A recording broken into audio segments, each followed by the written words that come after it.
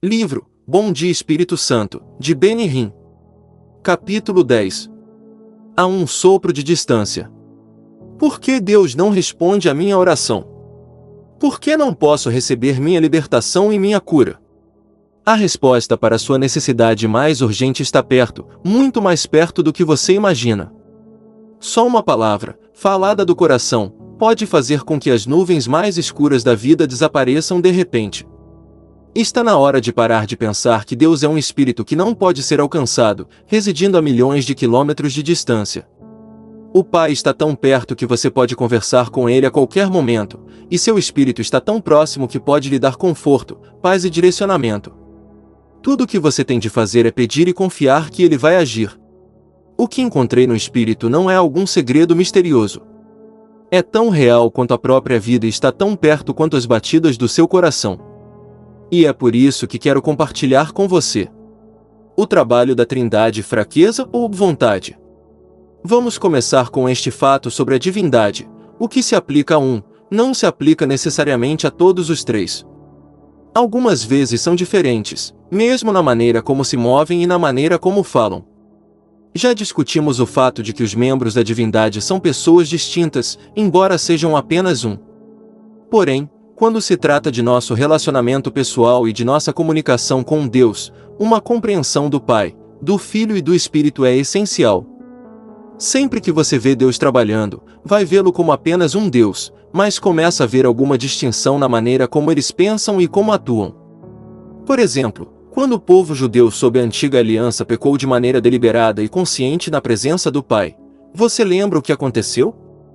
As Escrituras registram que foram mortos ou castigados. Porém Cristo, o Filho, tratava de forma diferente aqueles que pecavam por vontade própria e consciente. Exemplo, considere os fariseus. Cristo os matou? Não. Ele os repreendeu. Você pode dizer: Beni, sempre acreditei que Cristo perdoava a todos. As Escrituras não registram se Jesus perdoou os fariseus por seus pecados. Mas ele perdoou o criminoso na cruz quando este clamou sinceramente: sou um pecador. Não se engane. Deus Pai realmente perdoou, mas também matou ou puniu aqueles que se recusaram a deixar de se rebelar contra ele.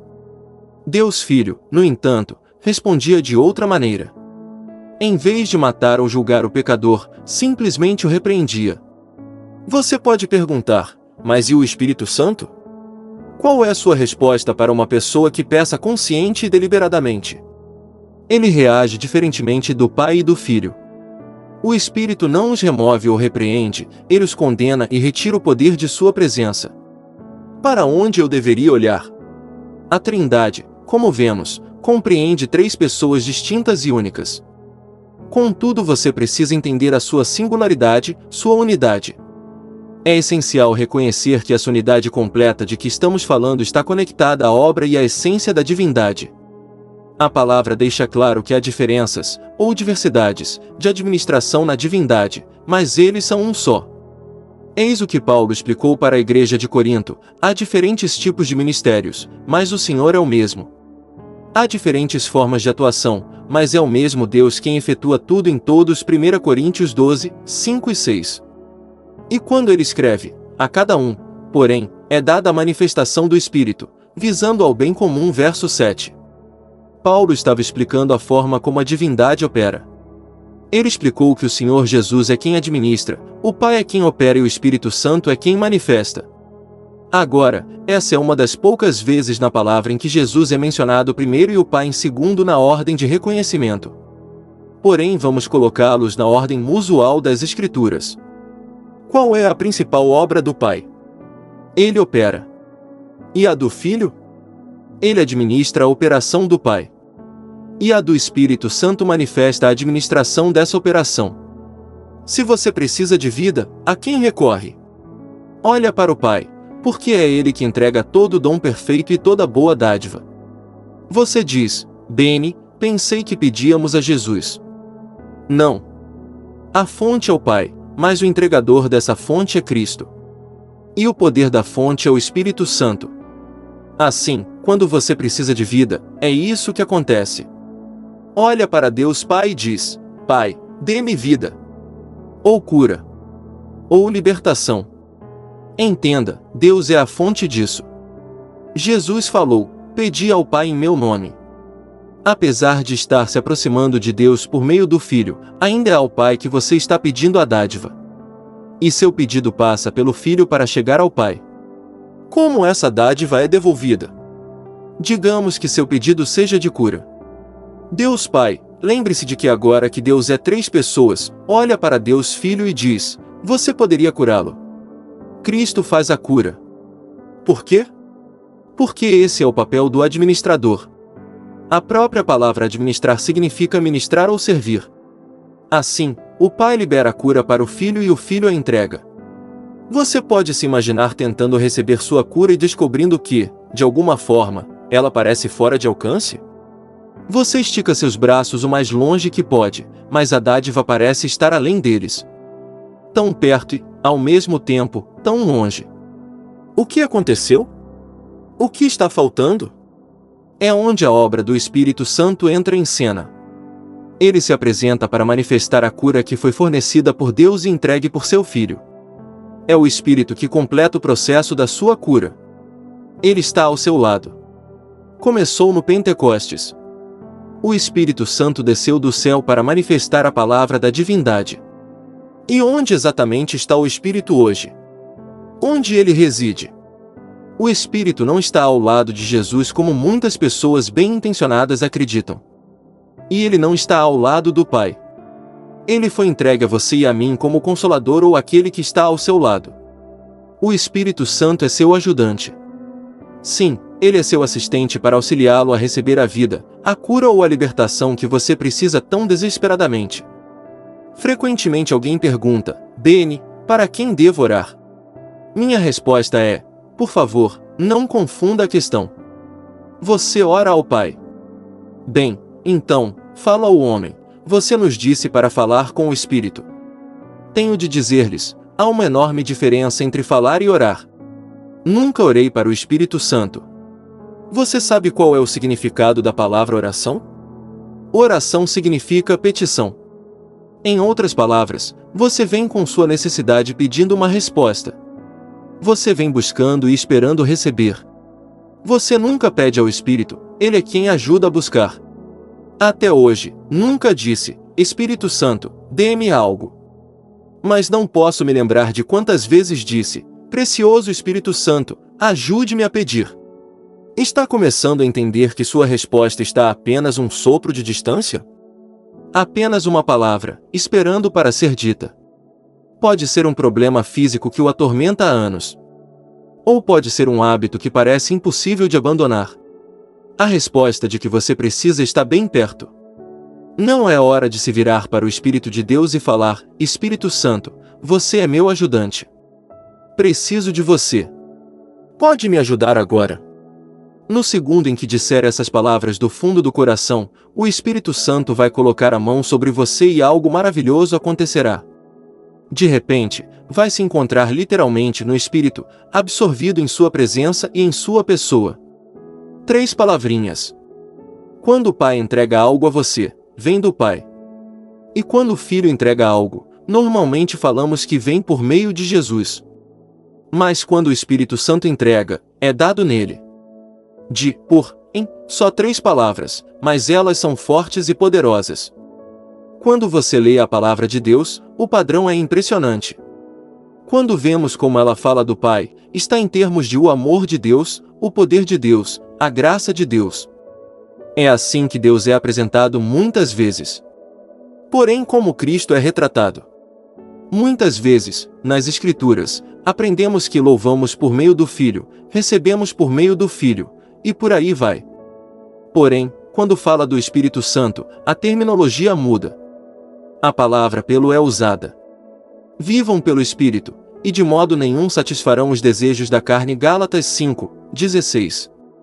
E se vivemos pelo Espírito, andemos também pelo Espírito. Verso 25. Quando Cristo disse à samaritana no poço: no entanto, está chegando a hora e, de fato, já chegou, em que os verdadeiros adoradores adorarão o Pai em espírito e em verdade. São estes os adoradores que o Pai procura. João 4:23. Aqui, a palavra em simplesmente significa um com ele. Em outras palavras, Cristo disse que o Pai procura aqueles que adoram e são um só com o Espírito. Você está caminhando junto com o Espírito? Está vivendo junto com o Espírito? Chegar a esse relacionamento não é difícil. É tão simples quanto pedir ao grande ajudante: ajude-me. É quando o Espírito de Deus vai tocá-lo e, na verdade, assisti-lo para lhe preparar para receber o que Deus quer lhe entregar. O mais importante nisso tudo é que você percebe que a Trindade está realmente trabalhando em conjunto para alcançar um objetivo, atender à sua necessidade. Eles são Pai, Filho e Espírito Santo, mas também são apenas um. Eles são uma equipe de pessoas, unidas em uma natureza, operando juntas em completo acordo e eterna harmonia. Um relacionamento de aliança. É porque o Espírito Santo está aqui na terra e ao seu lado que você mantém a cura e a libertação que recebeu. É por isso que Jesus pôde voltar ao céu e, mesmo assim, você conseguiu reter na terra o dom que ele lhe deu. Se você quer saber como manter um relacionamento próximo com o Espírito Santo, ouça a palavra do grande profeta Ageu: esta é a aliança que fiz com vocês quando vocês saíram do Egito, meu Espírito está entre vocês. Não tenham medo. Ageu 2, 5. Quando você pede ao Filho de Deus para entrar em seu coração, está fazendo uma aliança pessoal com Deus. E não é uma conversa unilateral. Deus também faz um acordo ou uma aliança com você. É dessa forma que ele sempre operou. O Pai iniciou alianças com Adão, Noé, Abraão, Isaque, Davi e muitos outros. Porém, assim como Deus procurou fazer alianças, a humanidade também buscou a Deus. É o que descobrimos com Jacó, Josué, Eliseu e os israelitas. Quando os israelitas confessaram seus pecados a Deus, falaram: agora, portanto, nosso Deus, ó Deus grande, poderoso e temível, fiel à tua aliança e misericordioso, é grande a nossa angústia. Neemias 9, 32, 37. Depois Neemias falou ao Senhor: em vista disso tudo, estamos fazendo um acordo, por escrito, e assinado por nossos líderes, nossos levitas e nossos sacerdotes. Verso 38.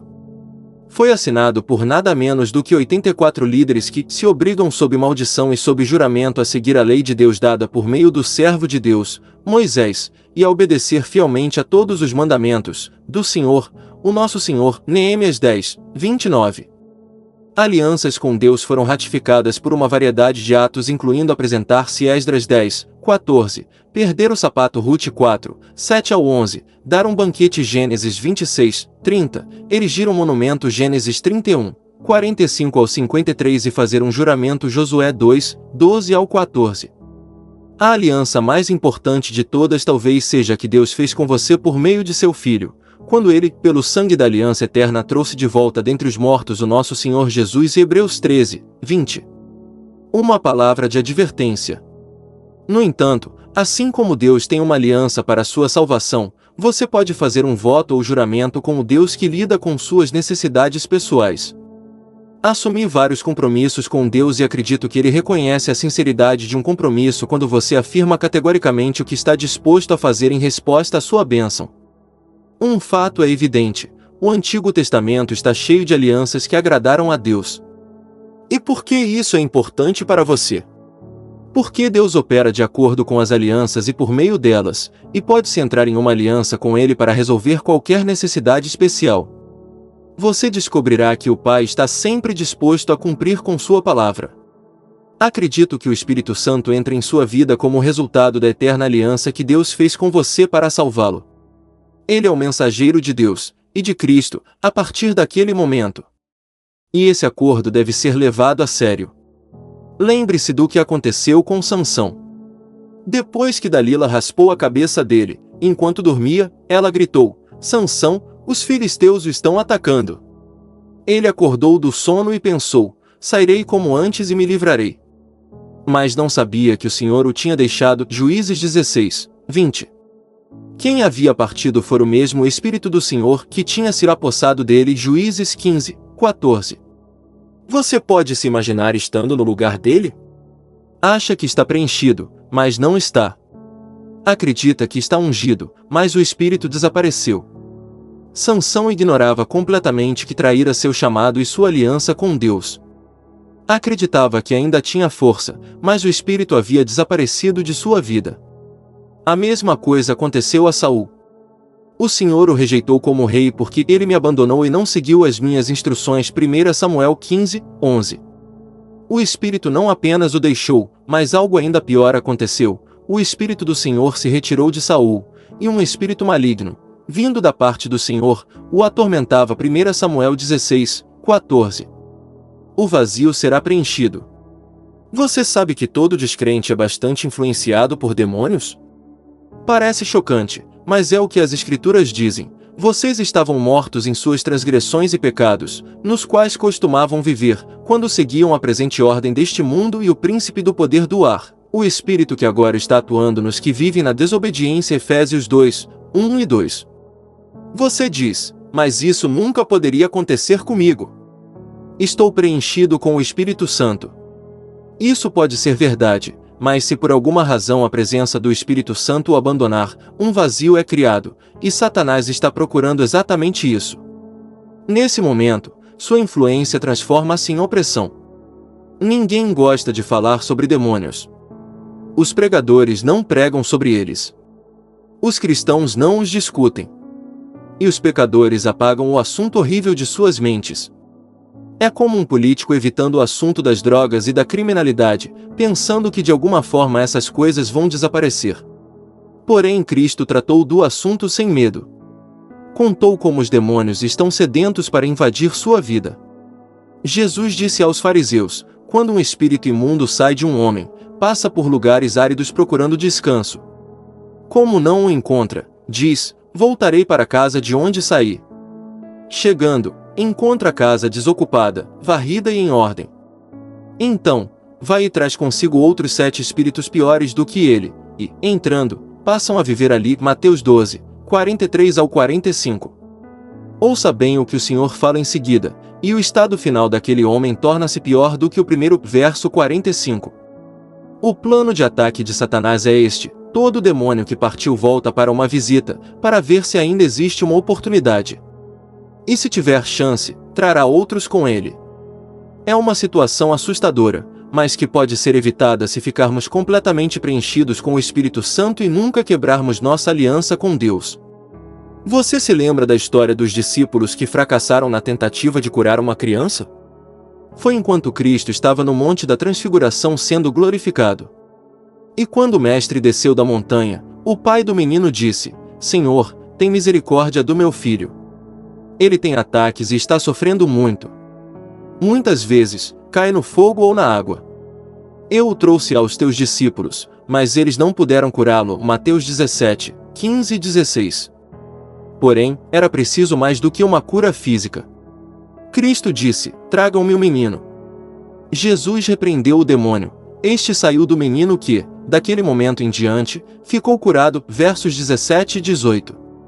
O Senhor não quer apenas remover Satanás e seus demônios da sua vida, aquelas coisas que são barreiras para sua cura e libertação, mas quer preencher esse vazio.